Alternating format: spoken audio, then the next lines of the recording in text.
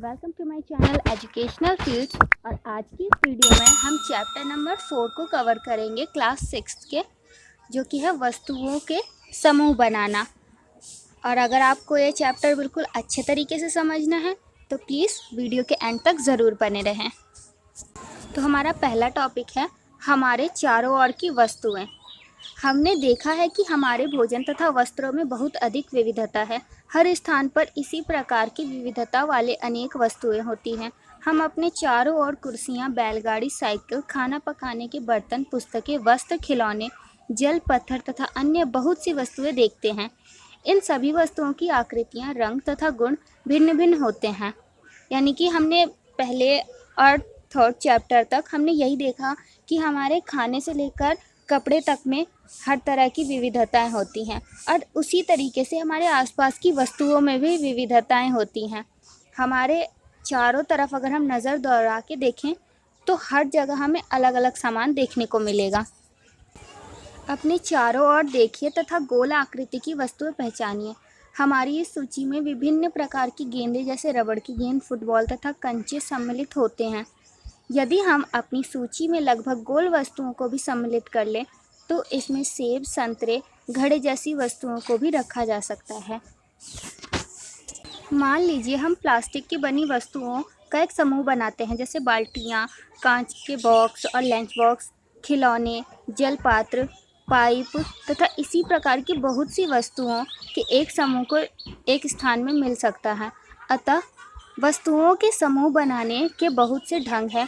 उपयुक्त उदाहरण में हमने वस्तुओं को समूह में उनकी आकृतियां तथा पदार्थ से वे बने हैं के आधार पर बांटा था। हमारे चारों ओर की वस्तुएं एक अथवा एक से अधिक पदार्थ की बनी होती हैं। ये पदार्थ कांच, धातु, प्लास्टिक, लकड़ी, रुई, कागज़, पंख तथा मृदा हो सकती है। क्या आप पदार्थों के और अधिक उदाहरण के विषय में चर्चा कर सकते हैं?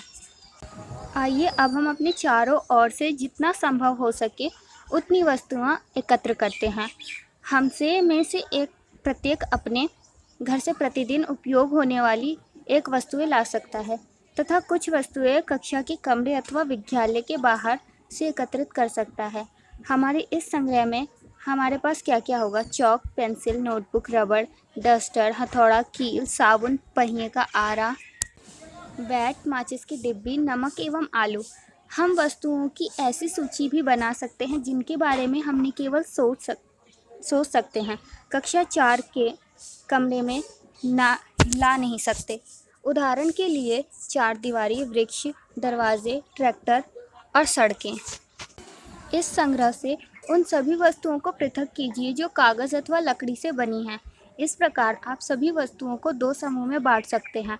इनमें एक समूह की सभी वस्तुएं कागज़ अथवा लकड़ी से बनी हैं तथा दूसरे समूह की वस्तुएं इन पदार्थ से नहीं बनी हैं। इसी प्रकार हम खाना पकाने में उपयोग वाली वस्तुओं को पृथक कर सकते हैं। आइए अब हम कुछ अधिक योजनाबद्ध होते हैं। एकत्र की गई सभी वस्तुओं को सारणी 4.1 में सूची बनाइए। प्रत्येक वस्तु जिन जिन पदार्थों से बनी है उनको पहचानने का प्रयास कीजिए। इतनी लंबी सारणी बनाना जिसमें जितनी वस्तुएं संभव है उन सभी के बारे में सूचना एकत्र करने में लिखने तथा कौतुक हो सके। कौतुक मतलब हमें ज़्यादा आसानी हो सके। एकत्र की गई वस्तुओं से कुछ वस्तुओं के पदार्थ के बारे में पता लगाना कठिन कार्य प्रतीत हो सकता है। ऐसे प्रकरणों में पदार्थों की पहचान के लिए अपने मित्र, शिक्षक अथवा अभिभावकों से विचार विमर्श करें। तो यहाँ पे वो सारणी है जिसमें हमने उन वस्तुओं को सूचीबद्ध किया है जो हमारे आसपास हैं और वह पदार्थ हैं जिनसे वो बने हुए हैं। जैसे कि प्लेट जिसमें हम खाना खाते हैं, वो इस्पात यानी कि स्टील, कांच, प्लास्टिक या किसी भी अन्य चीज़ से वो बनी हो सकती है। अगर फाइबर की प्लेट है तो वो फाइबर से बनी होगी। और पेन जो है, पेन के अंदर प्लास्टिक और धातु जो उसकी इंक होती है वो एक धातु से बनी होती है। सारणी 4.2 में कुछ सामान्य पदार्थों की सूची दी गई है। इनके अतिरिक्त अपनी जानकारी के और अधिक पदार्थ आप इस सारणी के कॉलम 1 में जोड़ सकते हैं।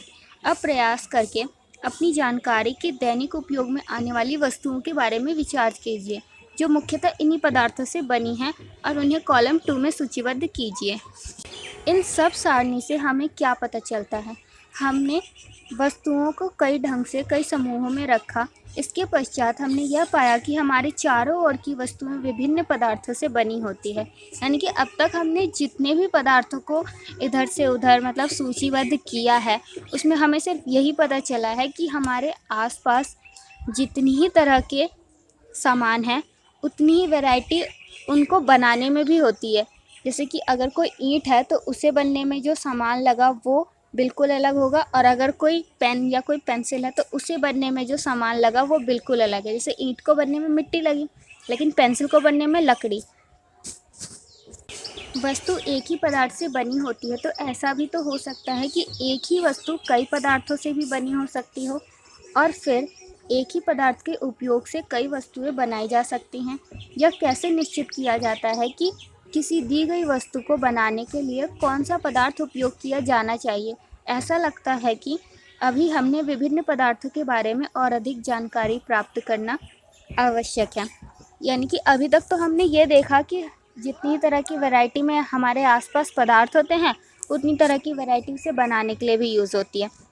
लेकिन अब हम ये देखेंगे कि हम किसी भी चीज़ को बनाने के लिए ये कैसे तय करते हैं कि उसमें क्या प्रोडक्ट हमें डालने चाहिए तो वो पर्टिकुलर प्रोडक्ट बन के तैयार होगा। जैसे हमें कैसे पता चलेगा कि ईंट बनाने के लिए हमें मिट्टी ही चाहिए? हमने कभी ये क्यों नहीं सोचा कि हम पेंसिल वाली जो लकड़ियाँ यूज़ होती हैं उससे ईंट बना दें। अब हमारा अगला टॉपिक है 4.2 पदार्थों के गुण। यानी कि जितने भी पदार्थ होते हैं उनके क्या क्या गुण, जैसे किसी इंसान के गुण होते हैं कि ये अच्छा लिख सकता है, अच्छा बोल सकता है, उसी तरीके से कई सारे पदार्थों के भी गुण होते हैं। क्या आपने कभी यह जानने का प्रयास किया है कि गिलास कपड़े को क्यों नहीं बनाया जा सकता? अध्याय 3 में कपड़े के टुकड़े के साथ जो प्रयोग हमने किया था उसे याद कीजिए, और यह ध्यान में रखिए कि हम गिलास का उपयोग सामान्यतः द्रवों को रखने के लिए करते हैं। इसलिए अब यदि हम कपड़े का गिलास बनाएं तो क्या हमारा यह कार्य काफ़ी हास्यास्पद प्रतीत नहीं होगा? हास्यास्पद मतलब कि हंसने लायक, कि हमने कपड़े से किसी गिलास को बनाया। क्योंकि गिलास क्या काम करता है? पानी को रोकने का, क्योंकि हम उसमें पानी रखते हैं। और अगर हम किसी कपड़े में पानी रखेंगे तो क्या वह पानी को रोक पाएगा? नहीं। इसलिए गिलास को कपड़े से नहीं बनाया जाता। इसी प्रकार खाना पकाने वाले पात्र बनाने के लिए कागज़ का उपयोग करना भी कोई बुद्धिमानी का कार्य नहीं माना जाएगा। तब हम यह देखते हैं कि हमारे द्वारा किसी वस्तु को बनाने के लिए किसी पदार्थ का चयन किया जाना उस पदार्थों के गुणों अथवा उपयोग की जाने वाली वस्तु के प्रयोजनों पर निर्भर करता है। यानी कि हम किसी भी चीज़ को बनाने के लिए उसमें क्या क्या पदार्थ का उपयोग कर रहे हैं, ये हमें ये सोच के बनाना चाहिए कि हम उस चीज़ का प्रयोग करने कहाँ वाले हैं। जैसे कि अभी हमने 2 एग्जाम्पल देख लिए कि हम खाना बनाने के लिए जो बर्तनों का यूज़ करते हैं वो बर्तन हम किसी कागज़ से नहीं बना सकते, क्योंकि कागज़ में क्या होता है, अगर वो जैसी आग पे जाते तो वो जल जाते हैं। और ग्लास बनाने के लिए हम कपड़ों का यूज़ नहीं कर सकते, क्योंकि ग्लास पानी रोकने का काम करती है और कपड़ों में ऐसी प्रॉपर्टी बिल्कुल नहीं होती कि वो पानी को रोक सकें। अतः पदार्थों के ये सब गुण क्या हैं जो उसके उपयोग के लिए महत्वपूर्ण हैं। नीचे कुछ गुणों की विवेचना की गई है। तो पदार्थों के गुणों में से सबसे पहला गुण है उसकी दिखावट, कि कोई भी पदार्थ दिखने में कैसा है। पदार्थ प्रायः एक दूसरे से भिन्न दिखाई देते हैं। जैसे लकड़ी लोहे से बिल्कुल भिन्न दिखाई देती है, लोहा तांबे अथवा एल्युमिनियम से भिन्न दिखाई पड़ता है, परंतु फिर भी लोहे, तांबे तथा एल्युमिनियम में कुछ समानताएं हो सकती हैं जो लकड़ी में नहीं पाई जाती।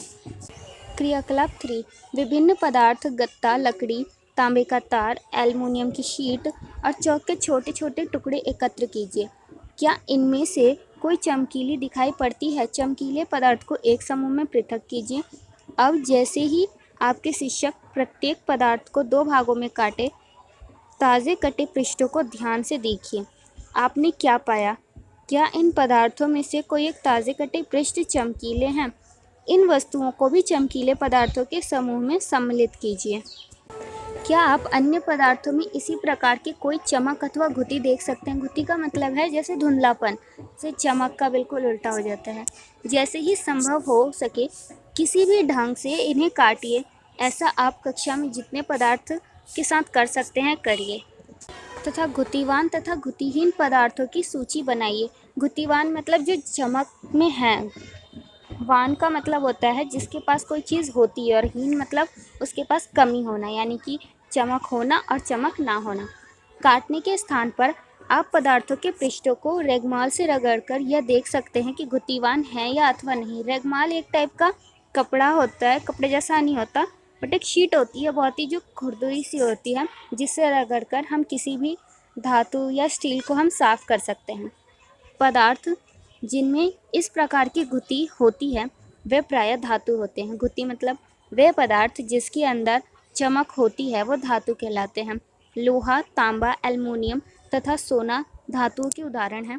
कुछ धातुएं बहुधा अपनी चमक खो देती हैं और घुतिहीन यानी कि निष्प्रभ दिखाई देने लगती हैं, और कुछ धातु ऐसी होती हैं जो धीरे धीरे अपनी चमक खो देती हैं, जैसे कि सोना ही होता है। अगर कोई बहुत पुराना हो जाए वो सोना, या चांदियों की पायल, वो जल्दी ही काली पड़ जाती है और अपनी चमक खो देती हैं, लेकिन इसका मतलब ये नहीं है कि वो धातु से अधातु बन गए हों।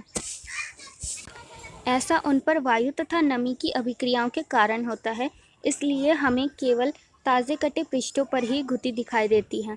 जब आप किसी लोहार अथवा वर्कशॉप पर भ्रमण करें तो धातुओं की छड़ों को ताज़े पृष्ठों को देखने का प्रयास करें और यह देखें कि उनमें घुति है या अथवा नहीं है। यानी कि अभी जो हमने देखा कि कई धातु ऐसी होती है जो अपनी चमक यानी कि घुति को खो देती हैं और घुतिहीन बन जाती हैं, लेकिन वो धातु ही रहती है और धातु नहीं बन जाती। उनकी चमक खो देने का कारण सिर्फ यही रहता है कि वो वायु और नमी के कांटेक्ट में आके उनसे अभिक्रिया करती है और घुतिहीन बन जाती हैं। तो अब पदार्थों के दूसरे गुण की बारी है, जो कि है कठोरता। पहला हमने देखा कि दिखावट में वो कैसे दिखते हैं, यानी कि घुतिवान है या घुतिहीन है। और अब है कठोरता की बारी। जब आप विभिन्न पदार्थों को अपने हाथों से दबाते हैं तो उनमें से कुछ को दबाना यानी कि संपीड़न करना कठिन होता है, जबकि कुछ अन्य आसानी से संपीड़ित हो जाते हैं। धातु की एक चाबी लीजिए तथा इससे लकड़ी, एल्युमिनियम, पत्थर का टुकड़ा, कील, मोमबत्ती, चाक, अन्य कई पदार्थों अथवा वस्तुओं के पृष्ठों को खरोंचने का प्रयास कीजिए। आप कुछ पदार्थों को आसानी से खरोंच सकते हैं, जबकि कुछ अन्य पदार्थों को इतनी आसानी से खरोंचा नहीं जा सकता। वे पदार्थ जिन्हें आसानी से संपीड़न किया जाता है अथवा खरोंचा जा सकता है वे कोमल पदार्थ कहलाते हैं, जबकि अन्य पदार्थ जिन्हें संपीड़न करना कठिन होता है वे कठोर पदार्थ कहलाते हैं। तो इन दोनों को ही आप अपनी एनसीईआरटी में अंडरलाइन कर लें कि कोमल और कठोर पदार्थ किसे कहते हैं। उदाहरण के लिए रुई अथवा स्पंज कोमल है, जबकि लकड़ी एक कठोर पदार्थ है। दिखावट में पदार्थों में विभिन्न गुण हो सकते हैं, जैसे घुति, कठोरता, रुक्ष यानी कि खुरदरापन अथवा चिकना होना। क्या आप अन्य गुणों के बारे में सोच सकते हैं जो किसी पदार्थ की दिखावट का वर्णन करता है? तो आज की इस वीडियो के लिए इतना ही। आगे के हम चैप्टर को अगली वीडियो में कंटिन्यू करेंगे, और अगर आपको ये वीडियो पसंद आई हो तो लाइक बटन को प्रेस करना बिल्कुल ना भूलें, और अगर आप इस चैनल पर नए हैं तो सब्सक्राइब बटन को भी प्रेस कर दें। तब तक के लिए टेक केयर, बाय बाय।